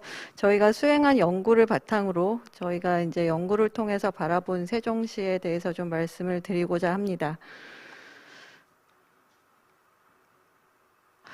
네, 저희 연구원은 사실 이제 세종시만을 위해서 만들어진 연구원은 아니고요. 저희가 이제 건축 및 도시 분야의 국책 연구 기관입니다. 근데 그럼에도 불구하고 저희가 이제 행정 중심 복합 도시, 또 세종시는 이제 행정 중심 행정 기능들이 이렇게 이전을 하면서 만들어진 중요한 우리나라의 신도시이기도 하고, 또 저희 연구원이 이제 세종시에 위치하고 있기 때문에 연구원에서 다루는 여러 뭐 보행 환경이라든지 도시 설계와 관련된 주제와 관련해서 세종시는 항상 이제 어떤 그 연구의 주요 대상으로 다루어 오고 있습니다. 그리고 또한 세종시와 함께 세종시 건축 기본 계획이라든지 주거 종합 계획이라든지 이런 중요한 계획들을 수립을 하는 데 있어서 네, 저희 연구원이 이제 같이 역할을 해오고 있고요. 저 또한 이제 세종시에서 연구원 생활을 하면서 그 도시설계 연구라든지 또 공공건축물 연구를 수행을 하는 데 있어서 항상 이제 또 저희가 그 가까이 있다 보니까 세종시에 대해서 저희가 이제 사례 조사들도 많이 수행을 하고 그렇게 연구를 진행해 오고 있고요. 특히 이제 2019년에는 저희 연구원에서 이 세종 시민의 일상생활을 좀 들여다보자라는 기획을 하게 되었고, 그래서 지역 특성화 전략 마련을 위한 기초 연구를 이제 세종시를 대상으로 진행을 했습니다. 그래서 오늘은 그 연구의 결과를 좀 말씀을 드리도록 하겠습니다. 네, 그래서 오늘 말씀드릴 순서는요, 먼저 이제 새로운 실험의 무대 세종시의 변화에 대해서 좀 말씀을 드리고, 이러한 그 새로운 실험 무대에서의 일상생활들이 어떻게 이루어지는지, 그리고 그러한 연구 결과를 바탕으로 좀 장소 만들기를 위한 제언을 드리고자 합니다. 네, 앞서 이제 민경식 선생님께서도 말씀을 해주셨는데 세종시는 굉장히 이제 급속하게 만들어진 도시입니다. 그래서 여러 이제 실험들이 또 이루어진 그 어떤 무대이기도 하고요. 그래서 뭐 요약을 해서 보자면 이제 2006년에 그 도시 개념을 위한 공모들이 있었고, 그 이후에 이제 중앙 녹지 공간이라든지 또 천마을 그리고 그 도시 상징 광장들에 대한 여러 이제 그 공모들이 있었고, 그런 것들의 어떤 결과로 만들어진 도시라고 볼 수 있겠습니다. 그래서 세상의 뭐 모든 도시는 사실은 이제 만들어졌습니다만, 특히나 세종시는 이제 기존의 어떤 그 쌓여왔던 역사가 물론 그 전에 있긴 했지만 그것과 좀 관계없이 새로운 도시로서 이렇게 계획이 되었다고 볼 수 있겠는데요. 그 과정에서 그 정말 그 2006년에 제가 좀 전에 말씀드렸던 그 도시 개념 국제 공모 설계부터 시작해서 이후에 이제 많은 그 계획들을 수립을 하는 데 있어서 어떤 이제 국제 수준의 이제 공모를 개최를 하였고, 거기서 이제 새로운 개념들을 많이 적용을 했습니다. 그래서 뭐 인간과 자연의 공생이라든지 어떤 환상형 도시 구조라든지 이러한 실험들을 계속 해왔다고 볼 수 있겠고, 이러한 것들이 실제로 그 행정주시 복합도시의 건설 기본 계획이라든지 개발 계획, 또 그리고 지구 단위 계획에 반영이 돼서 만들어져 왔다고 볼 수 있겠습니다. 그래서 이러한 실험들은 사실은 이제 도시 형성의 초기뿐만 아니라 현재까지도 이제 계속 이루어져 오고 있는데요. 그래서 어떤 도시 상징 광장이라든지 또 여러 공동주택을 설계하는 데 있어서 이렇게 새로운 개념들이 계속 적용되어 오고 있습니다. 그러한 것들을 거치면서 이제 세종시는 굉장히 급속하게 이제 성장을 해 왔는데요. 여기 이제 그 그래프에서 보시면 인구 같은 경우에 이제 세종시가 처음에 출범한 2012년에 인구는 약 11만 명이었는데 지금 이 그래프에서 보시는 것처럼 2020년에는 약 35만 명, 그리고 현재 2021년 11월 기준으로는 약 37만 명의 인구가 거주하는 이제 도시가 되었습니다. 그래서 저희가 연구에서 좀 보고자 했던 것은 이러한 이제 37만의 인구가 살아가는 세종시가 어떻게 이제 작동하고 있는가를 좀 바라보고자 했었습니다. 일단 숫자로 좀 보면은 세종시는 굉장히 이제 살기 좋은 도시로 인정을 많이 받고 있습니다. 먼저 가장 좀 두드러지는 수치는 출산율이 되겠는데요. 전국 평균이 합계 출산율이 0.837인데 그 중에서 세종특별자치시가 1.277로 단연 그 가장 높은 출산율을 보이고 있고요. 그리고 그 서울대학교의 행복연구센터, 그러니까 최인철 교수님께서 그 기획하신 이 카카오 가치의 마음 날씨를 보면은 좀 흥미로운 것이 모든 긍정적인 요인들에 대해서, 그러니까 예를 들면 삶의 만족이라든지 정서 밸런스라든지 즐거움, 평안함, 행복 등에 대해서는 이제 세종시의 그 지역 맑은 날씨가 가장 좋은 것으로 나타나고 있는 반면 좀 스트레스라든지 불안감 등의 어떤 부정적인 요인에 대해서는 최저 수치를 보이고 있어서 일단 숫자상으로 봤을 때 굉장히 이제 시민들이 행복해하고 있는 것으로 볼 수가 있겠습니다. 그래서 그렇다면 시민들의 일상생활은 좀 어떻게 되고 있는지를 저희가 연구해서 좀 살펴봤는데요. 그 일상생활을 들여다보는 방법은 일단 행동적인 측면에서 일상생활을, 그러니까 여가 활동을 이제 어떻게 하고 있는지를 살펴보고 또 이제 공간과 관련해서 그러면 자주 가는 장소는 어디인지 또 그런가 하면은 이제 심리적으로 의미 있거나 중요하다고 생각하는 장소는 어디인지 또 지인에게 소개해주고 싶은 장소가 어디인지에 대해서 저희가 조사를 했습니다. 그래서 이 조사는 저희가 2019년 9월부터 10월에 걸쳐서 그 세종시 주민 320명을 대상으로 조사를 했고요. 이 조사 항목표에서 보시는 것처럼 여가 참여 실태에 대한 부분 그리고 장소 인식 특성에 대한 부분에 대해서 저희가 조사를 실시를 했습니다. 여가 생활을 보시면요. 일단 가장 이제 1순위로 봤을 때 영화 관람이나 TV 시청 등이 이제 높은 비율로 나타나는데요. 그것과 더불어서 이제 세 번째 순위로 산책이나 걷기 그리고 또 친구를 만나는 것 이러한 행위들을 많이 하는 것으로 나타났고요. 그 1에서 5순위를 통합한 결과를 보면 TV 시청이나 또 친구 만남 이런 순으로 이제 나타나서 여가 생활을 이렇게 즐기고 있는 것을 보실 수가 있겠습니다. 그 여가 생활의 목적으로 보면은 어떤 개인의 즐거움이나 또 대인관계 교제를 위해서 여가 활동을 하는 것이 순으로 나타났고요. 그 외에도 건강이라든지 또 시간을 보내기 위해서 마음의 안정과 휴식을 위해서 이제 여가 활동을 하는 것으로 나타나고 있습니다. 이 중에서 좀 도시 환경과 관계가 높은 산책과 걷기와 관련해서 보면요. 건강을 위해 또는 어떤 가족과 시간을 많이 보내기 위해서 산책과 걷기를 하는 것으로 나타났고 산책과 걷기를 하는 데 있어서 동반자는 이제 가족이랑 같이 그 산책과 걷기를 하는 비율이 가장 높게 나타났습니다. 그리고 빈도상으로 보면은 일주일에 한 2~3차례 이상을 산책과 걷기를 하는 비율이 높게 나타나고 있습니다. 그렇다면 이러한 세종 시민들이 여가 활동을 또 하는 데 있어서 자주 가는 장소들을 저희가 도출을 했는데요. 총 269개소를 저희가 도출했습니다. 근데 이것들을 이제 대분류로 봤을 때 가장 이제 높은 비율은 대형마트로 나타났고요. 그 외에도 그런데 공원이 이제 상당히 높은 비율로 나타난 것을 보실 수가 있습니다. 이것들은 이제 세부 장소, 그렇다면 어떤 장소에 이제 자주 가는가를 봤을 때 세종호수공원이 이제 가장 높은 비율로 나타났고요. 그 외에 이제 대형마트로 분류할 수 있는 이마트 세종점이나 또 좋고 등이 이제 높게 나타나는데 여기에 세종호수공원과 더불어서 이제 국립세종도서관도 상당히 자주 가는 장소인 것으로 나타났습니다. 이 자주 가는 장소를 선택한 이유는 가장 높은 것이 이제 거리가 가깝다라고 응답을 하신 분들이 많이 있었는데요. 그만큼 이제 일상생활에서 어떤 거리, 접근성이 굉장히 이제 중요한 요인으로 또 작동을 하고 있는 것을 알 수가 있습니다. 그렇다면 이제 실제로 자주 가는 장소 외에 심리적으로 이제 중요하거나 또 의미 있다고 생각하는 장소에 대해서도 저희가 조사를 실시를 했는데요.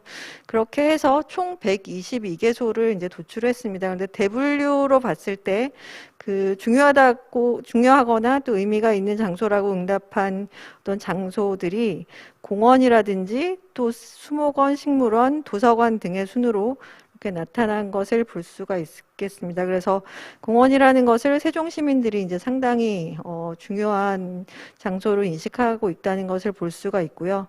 이것을 이제 세부 장소로 이제 특정해서 봤을 때 세종호수공원이 가장 이제 좀 편차도 크게 높은 비율로 가장 좀 중요하거나 의미 있는 장소로 생각하는 것으로 나타났고, 그 외에 국립세종도서관, 베어트리파크, 고복저수지, 금강수목원 순으로 이렇게 나타났습니다.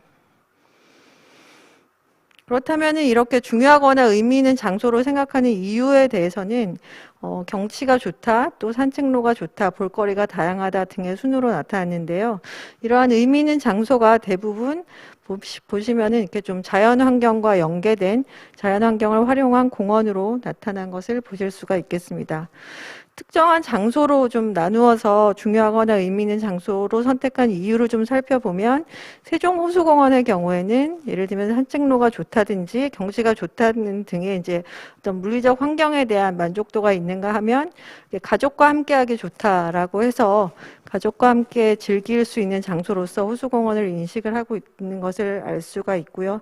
국립세종도서관의 경우에는 이제 뭐 도서 종류가 다양하다, 규모가 크다, 시설이 깨끗하다 등의 어떤 시설적 특성을 주요 이유로 꼽았습니다.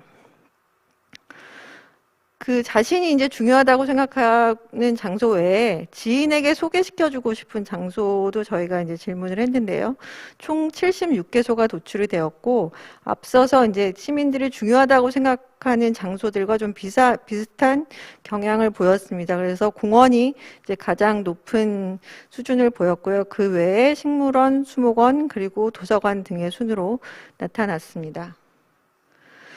그래서 이것도 이제 세부 장소로 보면요. 세종호수공원, 베어트리파크, 국립세종도서관, 고복저수지 등으로 나타났고요. 네, 이제 그 이유를 또 이제 질문을 했더니 그 경치가 좋다 내지는 또 볼거리가 다양하다.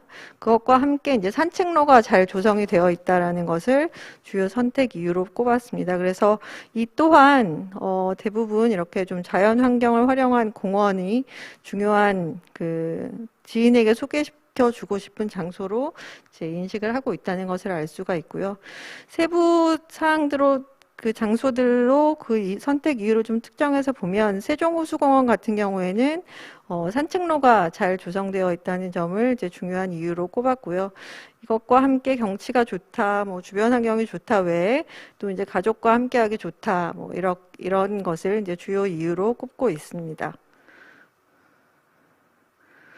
네, 이러한 결과를 바탕으로 저희가 앞으로의 이제 세종시의 또 장소 만들기를 위한 좀 제언을 좀 드리고자 합니다.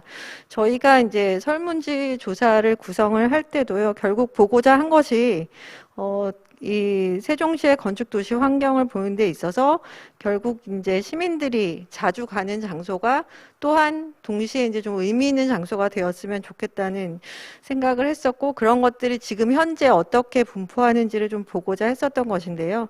그래서 도시 공간에서 지금 여기서 이제 그 파란색 약간 파란색으로 보이는 부분이 도시민에게 선호되고 중요하지만 잘 이용되지 않는 영역이라고 보고, 또 이제 빨간색 부분은 도시민에게 잘 이용되지만 중요하거나 선호되지 않는 영역이라고 봤을 때 결국 도시 환경이 이제 시민들이 잘 활용하고 시민들이 행복한 도시 환경이 되기 위해서는 도시민이 잘 이용하면서 굉장히 자주 가는 장소이면서 그것이 동시에 굉장히 좋아하고 중요하다고 생각하는 장소가 되는 것.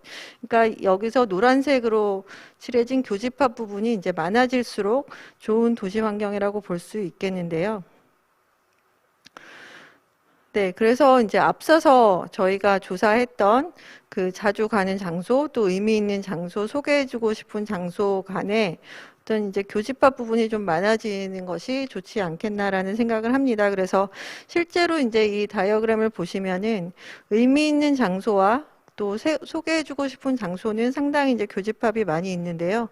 이것과 이제 자주 가는 장소와는 조금 이제 차이가 있는 것을 볼 수가 있습니다. 그래서 이러한 것들을 이제 좀 더 긴밀하게 연계할 수 있는 가능성들을 좀 앞으로 찾아가 보면 어떨까 하는 생각이 들고요. 그래서 이렇게 하기 위해서는 이제 기존 장소를 또 더욱 의미 있게 만드는 일이 중요한 과제가 되겠고요. 그리고 장소 간의 또 연계와 통합을 통해서 이제 장소를 의미 있게 만드는 일이 또 우리의 과제가 될 것입니다. 그런가 하면은 이제 새로운 장소를 이제 만들어 나가는 데 있어서도 이러한 그러니까 어떤 심리적인 영역 그리고 행동적인 영역의 어떤 교집합을 만들 수 있는 장소를 만들어 나가는 것이 중요하다고 볼 수 있겠습니다. 그래서 이제 앞서서 김교 교수님께서도 의사당을 만드는 데 있어서 이렇게 좀 투명하고 열린 공간의 중요성을 말씀해 주셨고, 민경기 선생님께서도 이제 같은 맥락에서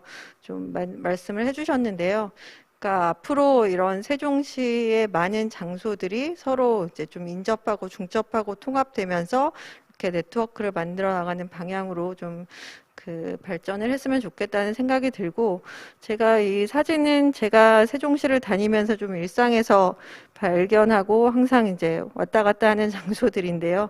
그러니까 예를 들면은 이렇게 아파트 단지에 조경 공간이나 보행 공간이 많이 양적으로는 굉장히 많이 확보가 되어 있지만 실제로 사용을 하는 데 있어서 사람들은 이 공간에 물론 쉬기도 하고 지나가기도 하지만 일상의 어떤 필요에 의해서 활용을 하는 사례들도 많이 있습니다. 그래서 이런 것들을 좀 고려해서 어떤 공간에 좀 다양한 위계를 둔다든지 하는 방안들이 있을 것 같고요. 그리고 밑에 사진은 제가 매일매일 출근을 하는 방축천 길인데요. 그래서 방축천은 산책로로 굉장히 활용이 잘 되고 있는데, 주변에 예를 들면은 지금 W몰과의 사이에는 이렇게 옹벽이 좀 쳐져 있어서 접근성이 상당히 이제 제약이 되어 있는 상황입니다. 그래서 사실 지금 W몰은 여러 가지 상황이 좋지 않죠. 그런 상황인데, 예를 들어서 이러한 상업 공간들이 좀 더 주변을 향해서 열려 있고 연계가 잘 되었으면 조금은 지금보다는 상황이 낫지 않았을까 하는 생각도 드는데요.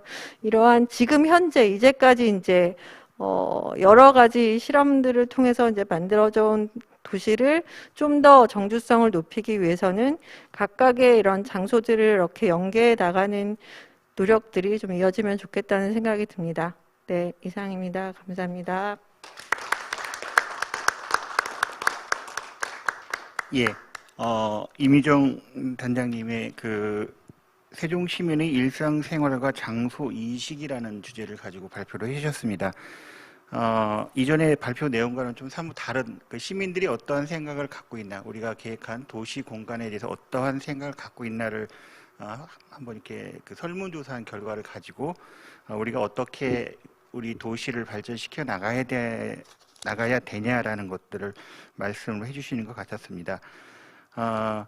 2006년부터 이제 첫 계획이 시작이 돼가지고 그 이후에 이제 많은 국제 공모와 꼼배에 의해 가지고 결과물들이 반영된 도시가 이 세종이라는 것을 더불어 말씀해 주시면서 그런 것들이 잘 구현되고 실현될 수 있도록 노력해야 되지 않냐라는 얘기를 했고, 마무리하는 과정에서는 우리들이 장소를 의미 있게 만드는 방법이 무엇인가를 좀 더 고민을 해봐야 되지 않느냐라는 그런 말씀. 그러니까 정주성을 높이고 접근성이 좋아지고 사람들이 찾아가고 싶고 만나고 싶은 그런 장소가 무엇을 어떻게 하면은 만들 수 있을까를 고민을 해야 될 것 같다라는 그런 말씀을 마무리로 해주셨습니다. 저희들이 오늘 토론회가 2시부터 시작을 해가지고 3시 40분까지 진행이 됩니다. 그리고 지금은 발표자들이 발표를 해주는 시간인데, 발표가 끝난 다음에 저희들이 이제 간단한 토론의 시간을 갖게 됩니다. 그래서 혹시 이게 저희들이 비대면으로 진행이 되기 때문에 유튜브 상으로 뭐 혹시 뭐 질문을 하거나 궁금한 사항이 있으면은 미리 좀 질문을 지금 해주십시오. 마지막 발표가 한 개가 남아 있는데 그러면 그것을 진행하시는 데서는 조금 좀 수집을 해가지고 저한테 이제 진행하는 과정에 전달해 주시면은 토론 과정에 질문을 할 수 있도록 진행을 하겠고요. 혹시 이제 발표도 하셨지만은 다른 분들이 발표해 주신 분들도 어떤 내용들에 대해서 발표하신 내용이나 아니면 더 추가적으로 말씀하실 사항들을 좀 이따 말씀을 요청을 할 테니까 좀 준비를 해 주셨으면 좋겠습니다. 마지막으로 그 세종특별자치시 건축사회 회장이신 김승태 회장님께서 세종시 주거환경의 현재와 미래라는 주제로 간단하게 뭐 말씀을 해주시기 바랍니다. 그 앞에서 먼저 발표해 주신 토론자 여러분들이 너무 좋은 얘기를 많이 해주셨고 제가 또 길게 하는 게 또 안 맞는 것 같고 좀 겹치는 부분도 좀 많고 해서 제 거는 핵심적인 부분만 먼저 말씀드리겠습니다. 저는 그 세종특별자치시가 만들어지기 전부터 이 지역에서 건축사 사무소를 운영하고 또 만들어지는 과정을 그 동료 건축사님들과 함께 지켜보았습니다. 여태까지 뭐 잘된 것도 있었고 다소 부진한 것도 있었습니다. 그런데 저는 이 과정에서 오히려 좀 혜택을 좀 많이 봤어요. 그 세종특별자치시에서 운 좋게 건축적인 경험으로 학교 건축이라는 경험을 집중적으로 쌓았습니다.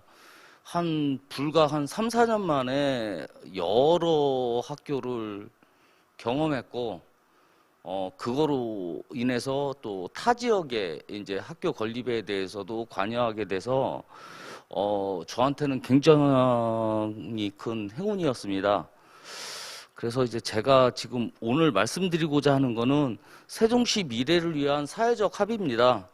제가 학교 건축에서 주로 담당하고 있던 것이 설계의 경제성 검토였습니다.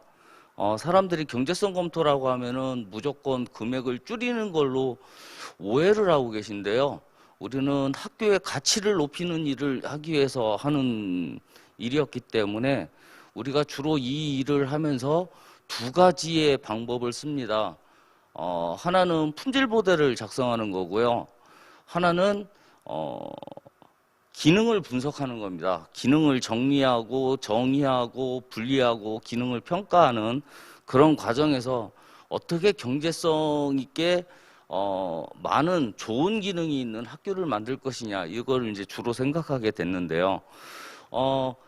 첫 번째 그 품질 모델을 만들기 위해서는 여러 관계자들이 이제 같이 모이게 됩니다. 이 과정에서 사용자인 학교를 사용하는 학생도 있을 것이고, 그 2차적인 학부모도 있을 것입니다. 그리고 이 공사를 발주하는 발주자, 학교를 관리하는 관리자, 설계자, 시공자, 감리자 이렇게 여러분들이 참여를 해주시게 됩니다. 근데 이게 제가 그 품질 모델을 작성을 하게 되면요, 일단 각 관계자별로 품질 모델을 작성도 하고 이거를 이제 종합적으로 정리를 해보기도 합니다. 근데 이 과정에서 보면은요, 그 저학년들을 위한 저층 공간들이 학교 관리자를 위한 그 공간으로 사용된다는 것입니다. 학교의 기본 기능이 있습니다. 학교의 기본 기능은 아이들이 안전하고 좋은 교육을 받을 수 있는 공간을 제공하는 것입니다. 근데 이게 제대로 이루어지지가 않습니다. 각 관리자들의 이기심이라고 할까요? 그러니까 관리하시는 분들은 학생의 안전이 제일 중요합니다. 학생이 어떻게 교육받던 어떻던 이게 우선이 아니라 학생의 안전이 제일 우선적으로 적용되기 때문에 모든 가치를 다 배제해버리고 안전을 가장 우선으로 놓습니다. 학부모도 마찬가지입니다. 학부모는 자녀의 편의를 위해서 주로 요구하는 사항 중에 하나가 등하교 시간에 자녀들의 승하차 공간을 마련해 달라는 겁니다. 이런 특정한 기능을 요구하기 때문에 이런 기능들로 인해서 순수한 학교에서 제대로 교육을 받을 수 있는 권리가 박탈당하는 경우가 있습니다. 그래서 저희들은 이런 경우를 해결하기 위해서 크리티컬 패스를 만들어서 기본 기능이 뭔지, 세컨 기능이 뭔지, 입력 기능이 뭔지 이걸 확인합니다. 이렇게 하지 않으면은 기본 기능이 침해가 되기 때문입니다. 또 한 가지 또 예를 들면은 각 공정에 계시는 전문가님들이 각 본인의 공정을 위해서 무조건 좋게만 합니다. 이렇게 되면은 각 공정이 다 좋아지기 때문에 예산 범위를 초과하게 되거든요.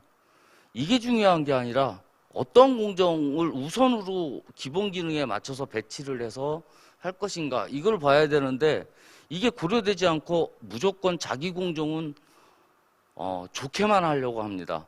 그렇게 하다 보면은 또 교육 기능이 또 무시가 되는 경우가 생기게 됩니다. 저는 그 바로 앞전에서 발표해 주신 민경식 건축사님께서 말씀하신 함께 짓는다는 의미가 굉장히 중요하게 와닿았습니다. 제가 오늘 사회적 합의라는 거는 이 관계자들하고 우리 어떻게 합의를 이뤄서 좋은 공간을 만들 것이냐 이거에 합의가 돼야 되거든요. 근데 지금 이게 제대로 안 되고 있는 부분도 있었습니다. 그래서 저는 뜻하지 않게 오늘 앞에서 그런 같이 짓는다는 말씀을 해주셨거든요. 이거를 곰곰이 되씹으면은 이 사회적 합의가 잘 이루어질 것 같습니다. 감사합니다.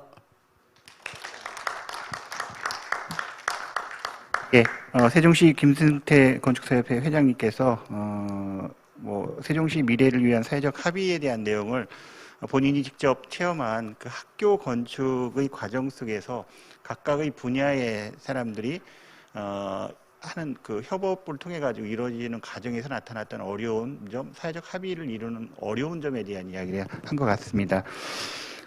틀림없이 이제 그 각 분야가 자기의 가장 좋은 전문적인 지식을 담는 것도 중요하지만은 1차적인 목표인 그 아이들의 그 교육 환경 개선이라는 측면과 경제성을 해야 되는데 분야별로 너무나 자기 주장이 강하다 보면은 주객이 전도되는 상황이 많이 발생한다. 근데 역시 이제 이런 것들을 예로 들면서 세종시가 앞으로의 어떤 미래의 어떤 도시, 우리의 건축 환경, 건설 환경을 어떻게 하냐 할 때 각 분야별로 사회적 합의를 잘 이끌어내야 되지 않냐라는 그런 취지로 말씀을 해주셨습니다. 전체적으로 발표를 다 해주셨고요. 지금이 3시 22분입니다. 그래서 우리가 예정된 시간이 3시 40분까지인 걸로 알고 있는데, 일단 지금 유튜브를 통해서 시청하시는 분께서 이런 질문을 저희들한테 주었습니다. 전체적으로 어떤 분을 지칭을 한 건 아니고요.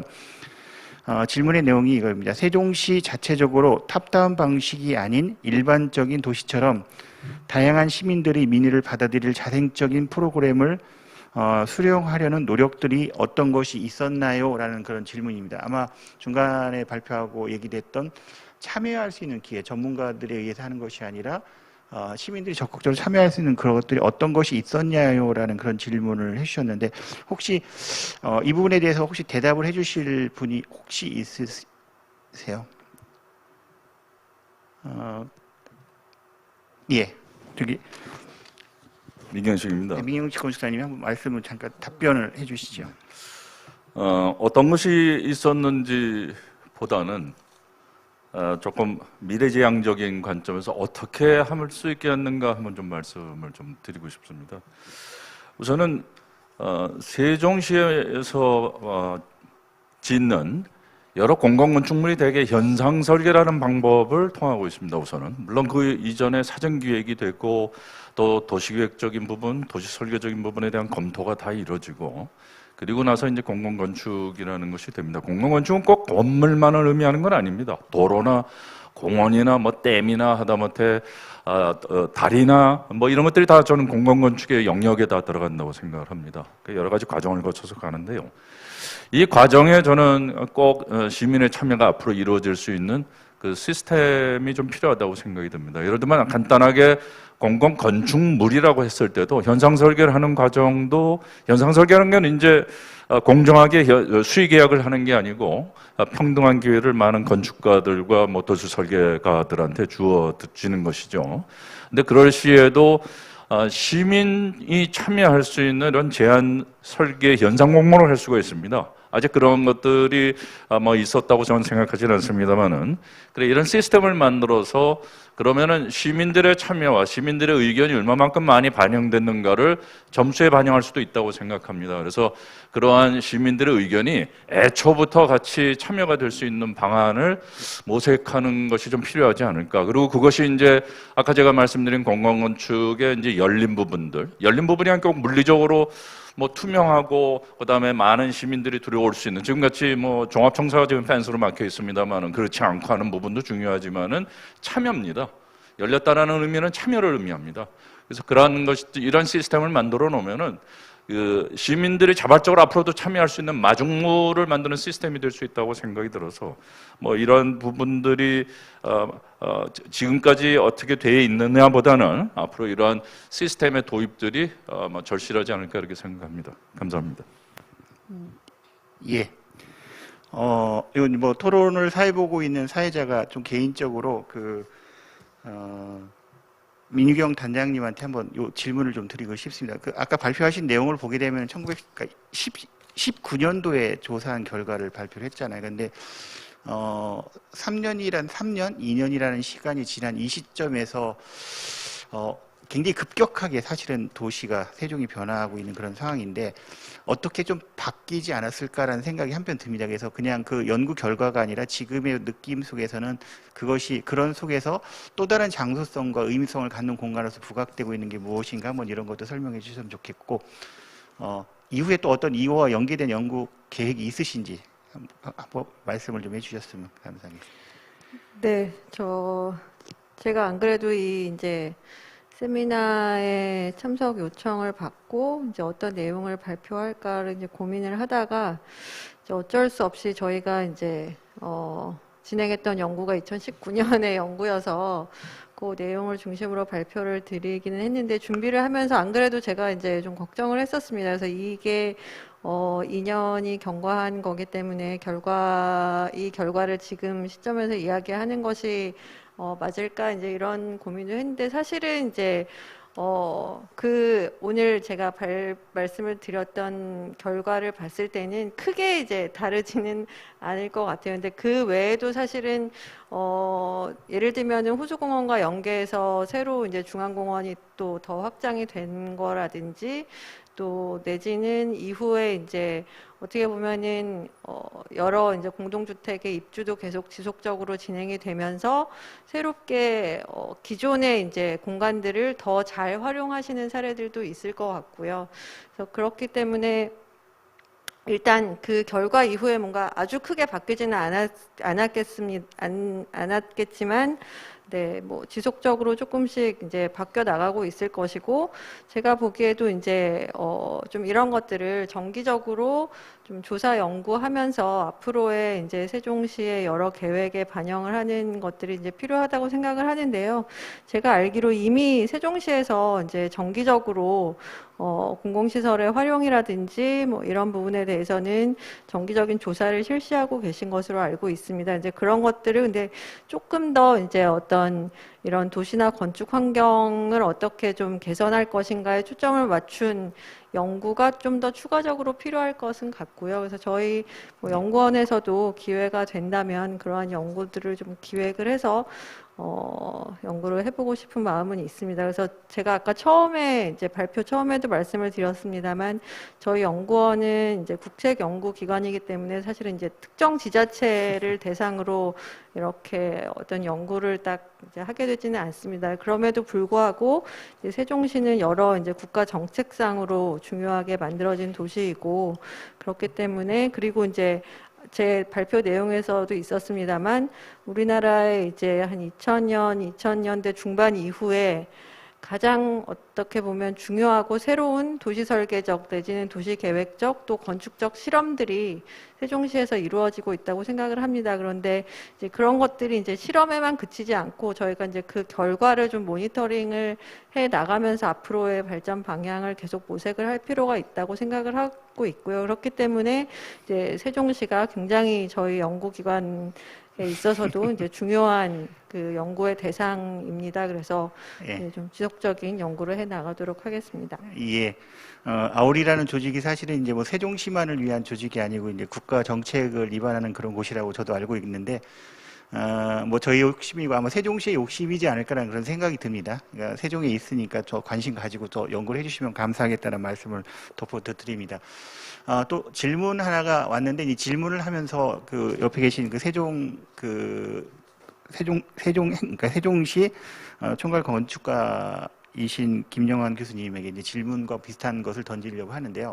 실제로 최근에 뭐 그나마 그러니까 문화 공간이 생기기 시작을 했잖아요. 생기기 시작해가지고 조금 이제 활용이 되면 아마 이런 질문들, 이런 욕구가 많이 해소가 되지 않을까. 그런데 실제로 세종에 거주하시는 많은 분들이 문화와 관련된 영화 이런 것들을 보기 위해서 세종에서 해소가 안 돼서 대부분 외지로 나가거나 이제 멀리 나가는 그런 상황입니다. 그래서 최근에 어떤 경향 속에서 세종시의 어떤 문화 시설에 대해서 어떤 변화가 있고 어떤 계획이 있는지 이런 것들 덧붙여 주시면서 뭐 한 말씀 해주시면 감사하겠습니다.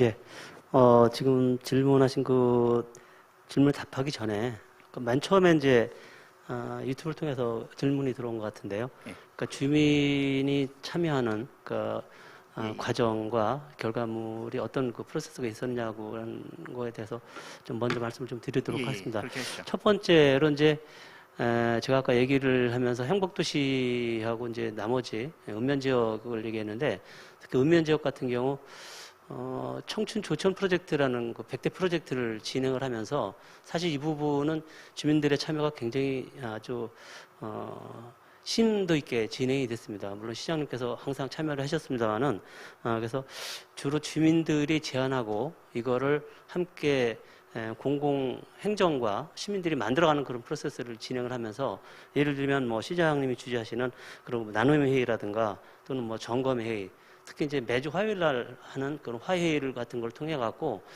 주민들이 제안한 프로젝트들이 실제로 어떻게 진행되고 어떤 문제가 있고 그거를 현장에서 바로바로 얘기함으로 인해서 이거를 이렇게 풀어가는 그런 과정이 있었습니다. 그래서 이거는 이제 어떻게 보면 읍면 지역에서의 주민 참여라고 한다면은 주로 신도시니까 복합도시가 만들어지면서 새롭게 시민들이 이제 들어오고 구성원들이 만들어지면서 일종의 커뮤니티가 지금 만들어지고 있는 상황이거든요. 근데 문제는 이렇게 커뮤니티가 만들어지는 과정에서 시민들이 실제로 요구하는 그런 여러 가지 사항들이 있는데 이게 제대로 반영이 안 되는 경향이 있어서 저희 세종시에서는 도시 디자인 대학이라는 거를 지금 하고 있습니다. 그래서 여기서는 커뮤니티들이 만들어져 갖고 주민들이 중심이 돼서 예를 들면 한 10명이나 20명 정도 이렇게 팀을 꾸려서 거기서 어떤 제안을 하게 되고 이 수업을 하는 과정에서 제안을 하게 되고 그거를 채택이 되면 나중에 사업비를 들여서 이렇게 실제로 해보는 뭐 예를 들어서 커뮤니티 센터가 복합 커뮤니티 센터가 있는데 쭉 주변이 야간은 너무 어둡고 학생들의 안전성이 문제가 된다라면 거기에 새로운 그 야간 경관을 이렇게 조성한다든지 아니면 주민들이 함께 즐길 수 있는 어떤 조그만 소공원을 가꾼다든지 하는 그런 것들을 실제로 주민들이 제안하고 실현함으로 인해서 시민과 함께 만들어가는 그런 도시를 만들기 위해서 노력을 하고 있다는 생각이 듭니다.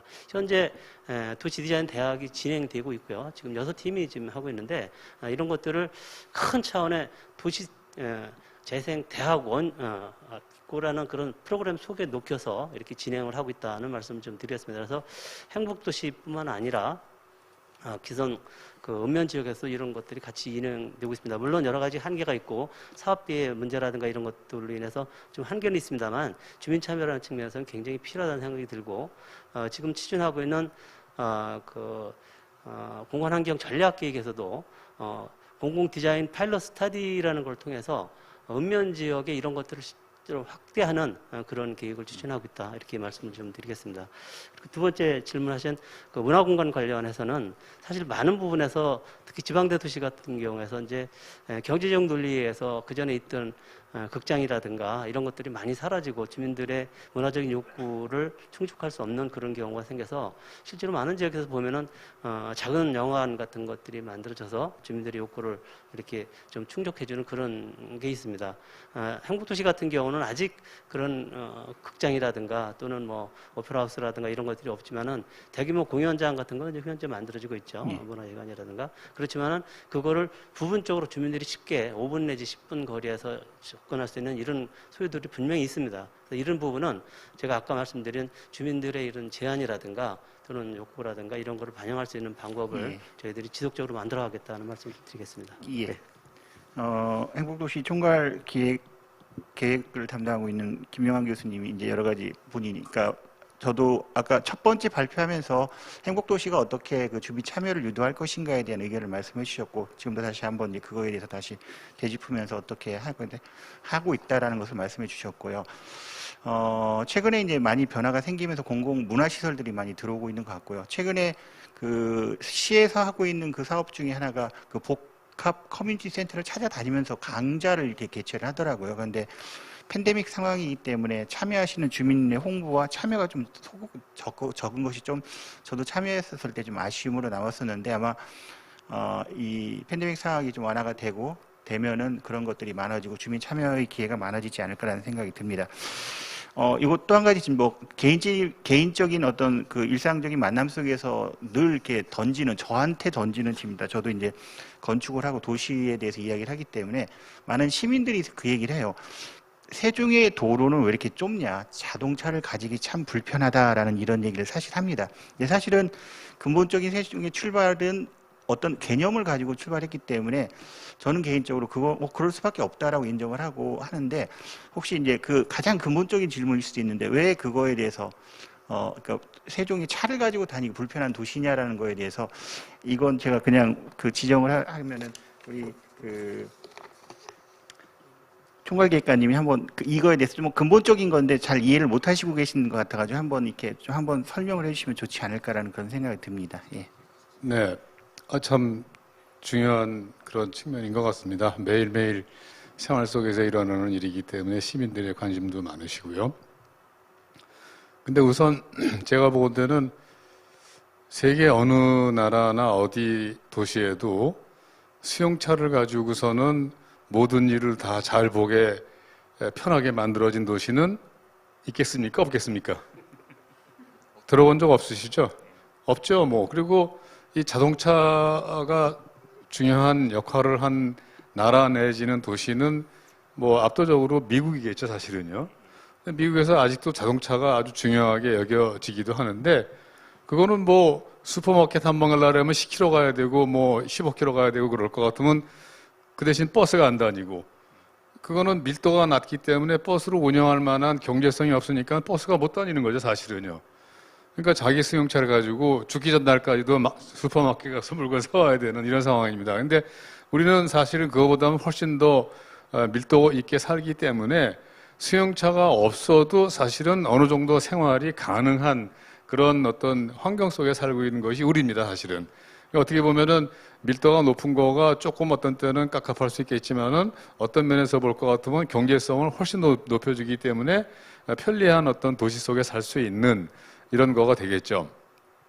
제가 보기에는 승용차냐 아니면 대중교통수단이냐 그 이외의 수단은 뭐 대중교통수단 아니면은 뭐 걷든지 아니면 자전거 타든지 이런 둘 중에 하나의 선택을 해야 되는 그런 상황이 될 텐데 지금 말씀드린 대로 예를 들어서 왜 이렇게 길이 좁고 뭐하고 그런데 사실은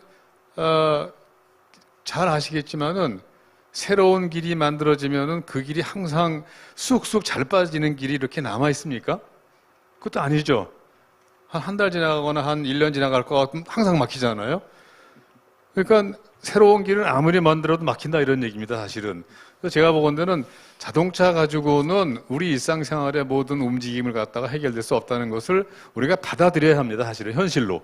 그리고 그 속에서 자동차 타는 그 부분하고 자동차 이외의 대중교통이나 걷거나 자전거 타는 그 부분을 잘 포트폴리오를 그나마 만들어서 잘 이용을 해야 됩니다. 현재의 서울이 자동차 수가 제일 많을지도 모릅니다만은 서울은 대중교통 분담률이 70%나 됩니다. 그게 서울 사람들이 자동차가 잘 빠지는데도 그렇게 70%나 타지 않습니다. 서울은 여기보다 훨씬 더 막혀서 자동차 끌고 나가면은 정말 중간에 차를 버리고 싶을 정도가 되기 때문에 아예 처음부터 내가 그냥 자전거 타든지 아니면 예를 들어서 대중교통을 이용하지 이런 거가 되는데 그래도 행복도시에 사시는 여러분들도 제가 보건대는 자동차로 모든 거를 할 수는 없을지라도 서울보다는 제가 보건대 훨씬 낫다고 생각을 합니다. 그럼에도 불구하고 우리가 요즘 당하고 있는 탄소 문제라든지 환경오염의 문제라든지 자동차 사고의 문제라든지 이런 등등을 고려를 하셔서 조금은 내가 필요한 때는 먼 데 갈 때는 자동차를 이용한다. 그렇지만 그렇지 않은 경우에는 다른 대체적인 수단도 이용을 하겠다 하는 좀 넓은 마음을 가지셔야 이 문제가 제가 보건대 해결될 수 있을 것 같습니다. 예. 뭐라고 표현해야 되나요? 제가 사실은 좀 엉뚱한 질문이 아니었나라는 생각이 들면서 사실은 많은 분들이 얘기하는 부분인데 세종이라는 도시 자체가 대중교통 중심, 그러니까 걷기 좋은 도시, 대중교통 중심의 도시를 지향하고 출발했다라고 저도 들었습니다. 그리고 저도 개인적으로 어제 저녁 때도 어디 그 동네에 술 먹으러 나갈 때 그 어울링 자전거 이렇게 타고서 이렇게 나가가지고 술을 먹었거든요. 네, 이렇게 저는 살면서 굉장히 만족도가 높은 그런 상태인데 아마 외지에서 오신 분들은 맨 처음에 굉장히 낯설어 하시더라고요. 그거 자체에 대해서 주차할 때가 어디 가가지고 지나가다가 음료수 하나 사 먹으려고 해도 차 세울 수가 없어가지고 못 사 먹겠다 이런 말씀하시면서 하는데 그런 것들은 이제 여기서 거주하시는 분들은 아마 더 그런 것들을 편리성 이런 것들이 이제 좋아질 것, 그러니까 대중교통이 더 보완이 된다면 충분히 이제 어려움이 없지 않을까라는 그런 생각이 들게 됩니다. 시간이 거의 다 된 것 같습니다. 혹시 더 말씀하실 거 있으신지? 예, 한 말씀, 마무리 해주시죠. 예. 마무리라기보다는 아까 오늘 참여 내지는 우리 시민들이 여러 가지 일어나는 일에 대해서 관심을 가지시고 의견도 말씀하시고 싶고 이런 게 많으실 것 같은데 제가 보건대는 아마 현재의 목전에 있는 의회를 여기에다가 어디에다 어떻게 지을 거냐 하는 거는 굉장히 임팩트가 큰 겁니다. 예. 제가 보건대는 가만히 계시지 마시고 상당히 많은 분들이 의견을 좀 많이 제출을 하셔서 아까 말씀하신 대로 그냥 탑다운 하는 것뿐만 아니라 바텀업 하는 아래에서 올라오는 데에 우리 세종 시민 여러분들께서 좀 기여를 해 주시고 함께를 해 주실 것 같으면은 훨씬 더 의사당이 좀 더 시민들께서 만족하실 만한 곳으로 가지 않을까 생각해서 그런 쪽으로 한번 시민 여러분들에게 부탁을 드리고 싶습니다. 예. 시민 여러분의 어떤 참여를 또 다시 한번 말씀해 주시는 그런 시간이었습니다. 자, 이것으로서 2021년 제4회 세종건축문화제 세종의 일상을 말하다라는 주제로 진행되고 있는 건축문화제 열린 건축 포럼을 마무리하도록 하겠습니다. 감사합니다. 함께해 주셔서. 예.